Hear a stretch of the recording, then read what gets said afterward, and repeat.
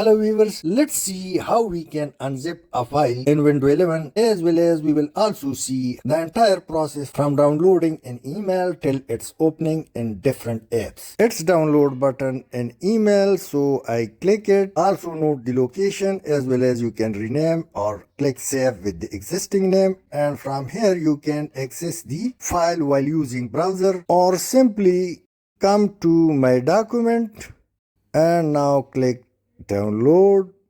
It's open. These are zip files, so simple right click, extract all, and you will see another folder. You can also rename or browse the folder, so simply click extract.